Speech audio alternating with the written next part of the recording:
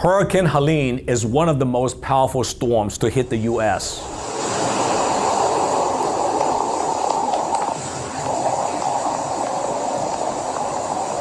And it left behind a trail of destructions in half a dozen states. The death toll is rising. The damage estimates have reached billions, and the road to recovery is expected to be long and painful. As the founder of Just Wish Foundation, I'm stepping up to help the hardest hit areas by supporting on the ground efforts. To Helene's victims, I am with you. I stand beside you in this most trying time, and I pray that you stay strong through it all.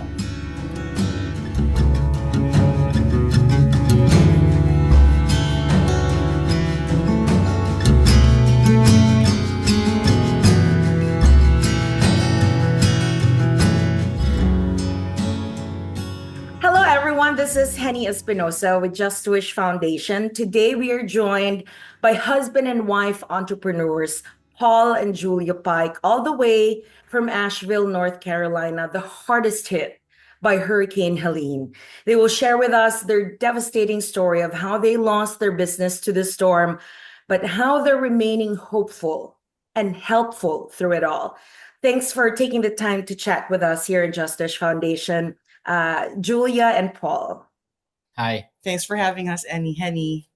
Thank you. Thank you for taking the time to talk to us. I know, these past few days have been really challenging for you guys. So tell us a little bit about your background. Both of you guys are immigrants who dreamed the American dream. Tell us what it took to finally get your food truck business up and running, Master Barbecue, right? So tell us about that and kind of the sacrifice and what it took for you guys to get to that point.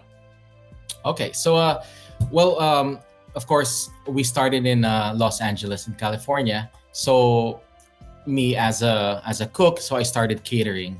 So I was catering for everyone. They were ordering the party trays, and then one day we just went to Julia's sister for a vacation here in Asheville, and then we fell in love with Asheville, of course. So after exactly a year, we were already transplants of Asheville. So I continued my business here, my catering business, and then one brewery opened their doors to us for our first pop-up. So we were setting up a tent, we were cooking on the spot. So we did that around West North Carolina in the breweries. I think for almost a year and a half. Yeah, a year and a half. It took that long for us to actually get that food truck. It was pure hard work from Los Angeles coming to here. You know that being an immigrant to this country, it's not going to be that easy. I mean, some of my friends even told me that, are you even ready for this? Because some of them took them 5 years to actually establish themselves, just to say that you're able to cater to your basic needs. I mean, that alone is like a long journey for anyone coming here, being a newbie in this country. So having that business for only about 2 years, we're basically just, I would probably say we're just setting up. We haven't even reached more people. A lot of people doesn't even know us, So it was basically the community that we were in. That's what we were serving initially. Mm-hmm. Yeah. Yeah, and then going back to that brewery, so the brewery that first opened their doors to us was actually the one who offered us a permanent spot at their brewery. Mm-hmm. So that's where the food truck came in. So we needed a food truck to park there permanently and to be a food provider for the brewery. So actually, when it was being delivered, we were saying to the delivery guy that you are delivering a dream. Yeah. Mm-hmm. We didn't expect that fast trajectory for the business, because we thought that we are a very small, family operating in a small community. So we didn't really expect the business to be up and running that fast. Uh-huh. But then we were able to do that because of the community support as well. We didn't expect that much, I would say, support, but then we were just surprised of how everything turned out. That, I think Paul and I were talking to each other that it was easier than what we expected. Mhm. So Master Barbecue as a business, kind of like fast forward everything because of the community support to us. That's right. So I would probably say we are really a business that was strengthened by this community. Mhm. So that food truck symbolized the dream, Yes. the Yes. goal, the hard work, the sacrifice. Um, and along came Hurricane Helene. Yes. Take us to that moment when it hit North Carolina, it hit your town, and you saw that that dream was destroyed in an instant because of the wrath that Helene brought with her. What was Well, that moment like when you saw your food truck? Was it buried in mud? Take us that to that moment when you really saw your dreams kind of just, wow, it came crashing down. it got us really surprised because no one was expecting this to happen. No one was expecting a flood.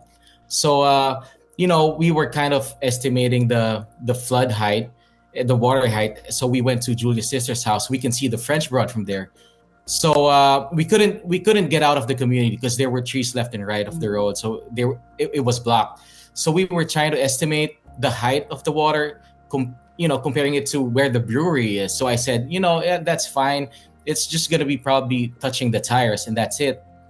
So after a few days, when the roads got cleared up, we went to the brewery, and then we saw the brewery severely damaged. Like everything was gone. All the doors were open because I think the water went inside and burst open the doors, and then we saw the truck move like about 30 feet from the original position, and then we Wow. saw this about a 20 footer shipping container. It kind of moved our truck out of the way and parked into our spot. So the flood was definitely really high. The I mean, water, the water is really high. I mean, for the food truck and that shipping container to float around. So it was really bad. So we were just standing there. We couldn't get inside the brewery because there was still flood.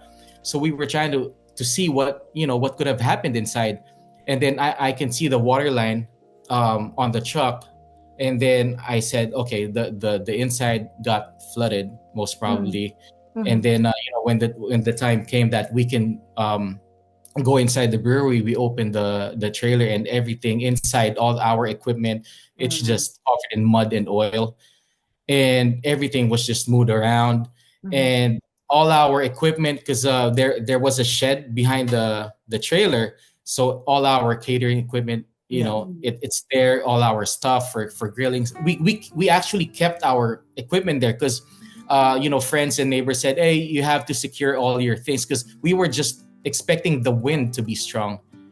So they were saying like, hey, just put it in the shed because the wind, it could be really strong. It can blow away your things. So we kept everything there. But then everything was gone because no one was expecting that kind of flood. Yeah. So it was really heartbreaking. Everyone broke into tears. But what can we do? I mean, everything flashed back from the time that we started our first pop-up.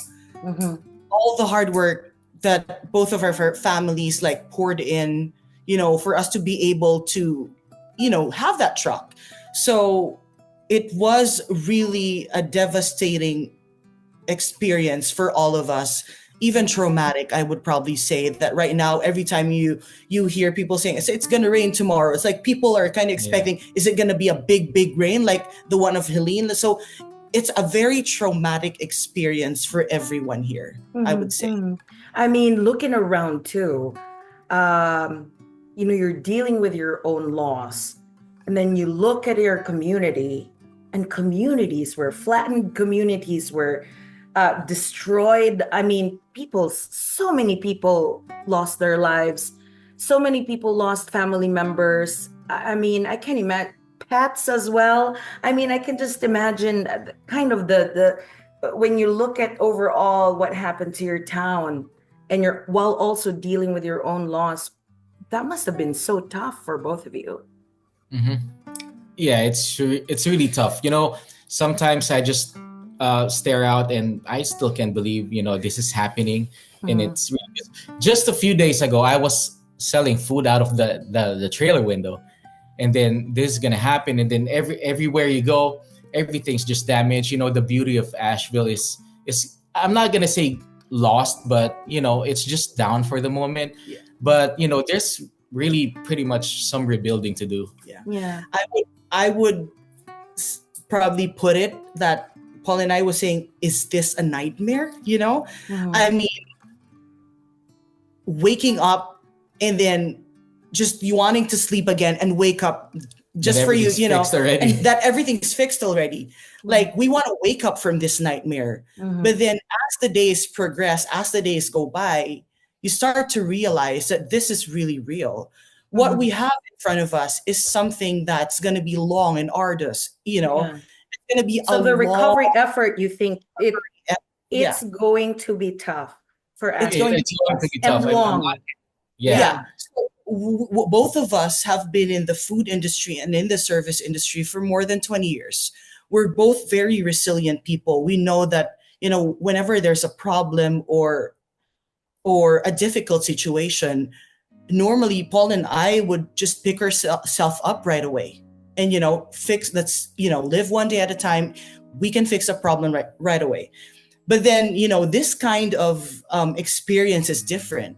Mhm. I mean, one of our friends from the industry even told me that, Julia, even the strongest bamboo, the most resilient bamboo, sometimes would also need help. Mhm. So I think that's the time that we started like feeding the community, Mhm. because we know even we didn't have that much resources anymore.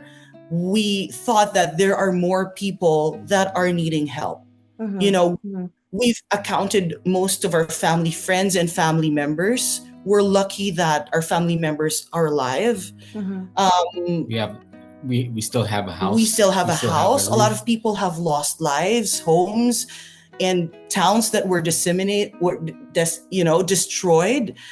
Um, so we're just still lucky to have our lives, and one day at a time, we'll use this our resource. We'll use our platform to help a lot of people Mhm. Mhm. in the simplest way that we can, which is to provide nourishment. Yeah, yeah. So let's talk about that. The feeding the community in this time of need, because sometimes when you're just dazed and you're dealing, you're in desperation mode, the very basic need, which is to feed yourself, sometimes that even gets forgotten, right? So what have you guys been doing? Tell us about the food drive and the feeding projects that you guys have had in the community since Helene.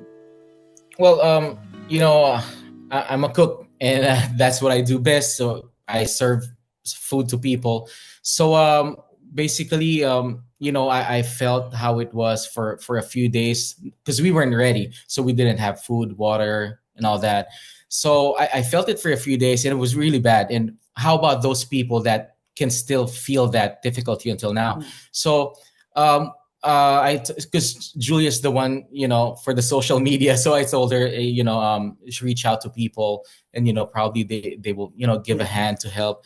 And then yeah, it started there. Yeah, Mhm. actually, help was not asked. Help was actually available and was offered generously to us. A lot of people from different states, even as far as the Philippines, have sent their help, to people who are in need here. So, Master Barbecue right now has been a platform not already to offer Filipino food, but it has been a platform where people can share, donate, reach more people that they can help. So I'm very grateful for friends, customers, clients, and then neighbors, industry friends that have reached out to us, coming all Mhm. the way from Atlanta, Chicago, California, a lot, Philippines. the Philippines. Yeah. Even though that at that time Philippines also had its share of I think yeah, there storm was a at that typhoon. time, but people were so generous enough to share their resources, Mhm. knowing that it can go a long way in feeding people. Mhm. So for that, we are very grateful. We are just instruments of those blessings, and Mhm. we never see ourselves doing that. But it's really the people and the community and families that are behind us who are, pushing us to do that. Mhm. So Mhm. for that, Paul and I are just so grateful for them. Yep. So A lot it of angels. became, yeah, yeah. Sorry, I was gonna say that Yeah, to you're jump good. off on what you were saying, Julia, that it was more than just you guys doing this. You guys actually inspired people to make a difference in their own way, whether it's through supporting you guys or maybe it's doing their own projects. But what's important is that you guys help spread that you inspired others Yeah. basically to create this movement of good, to make it bigger It's than contagious, how you guys actually. started it. Yeah. Yes, it's I see contagious. that Asheville really, the heart of Asheville or WNC is really the community. I Mhm. mean, you see small businesses, even they lost a lot of resources already. They would open up to people just to give them food, Hmm. water. Hmm. So it's really the small businesses and the community that is moving right now to help one another. Mm-hmm.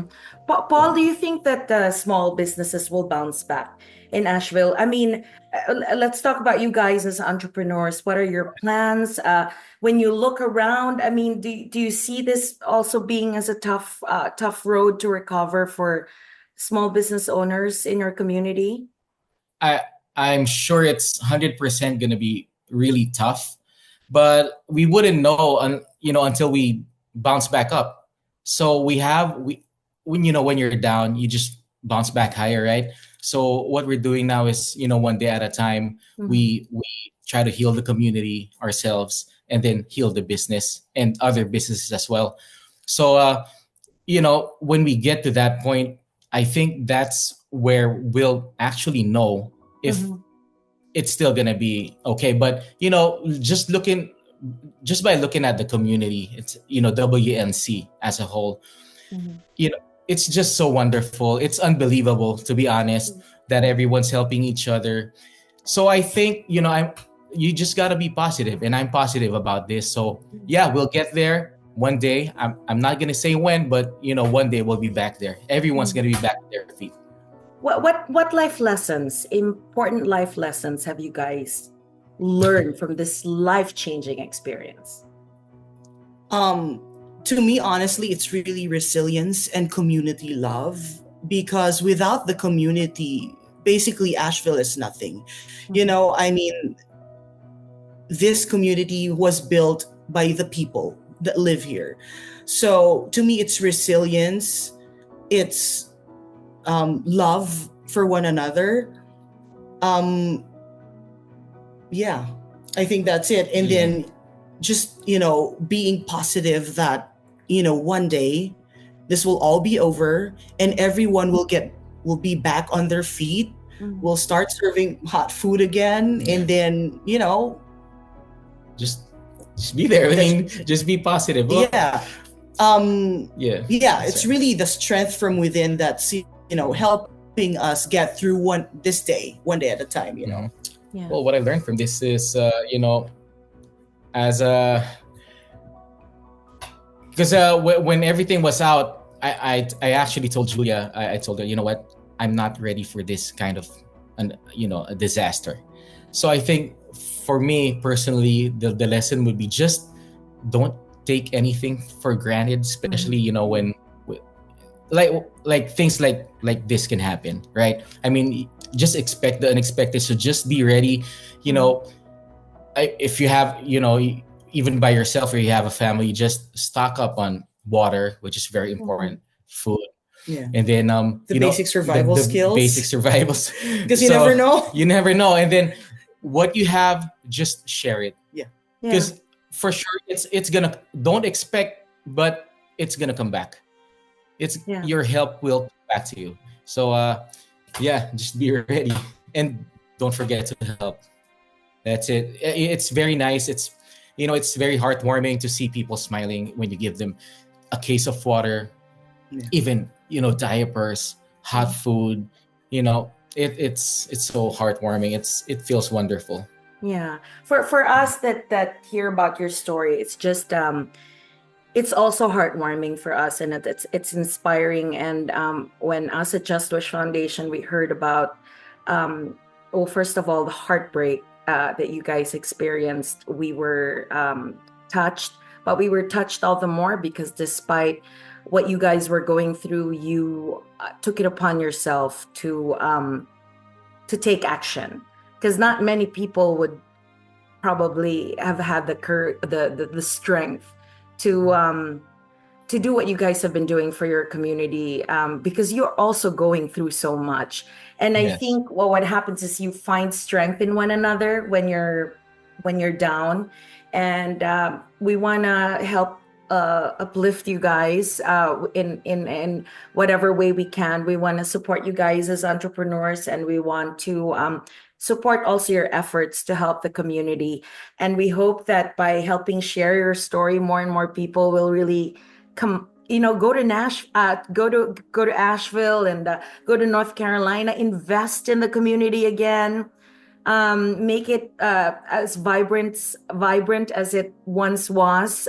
Yes. What you were saying, Julia, that it's really the community that It makes is. your Asheville beautiful, right? So, Yes. hopefully the rest of the country will really heed your call and really do their part to help. And I thank you guys for sharing with us your wonderful story.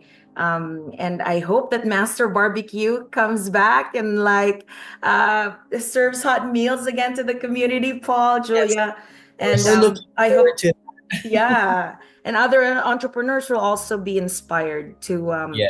pick up the pieces. I mean, and maybe come back better and stronger, right? Definitely. That's what it is usually. You come back really a better version of yourself because you've That's been right. through so much and you survived it all. So Thank thank you. thank you Thank you. guys so much. Thank you, Henny. Thank you. Thank you for Just Wish Foundation for helping us. It means a lot to us, most especially that we are recovering from this. So thank you from the bottom of our hearts. Thank you so much, Henny. God bless you Thank- guys. Thank you. Thank you. Thank you.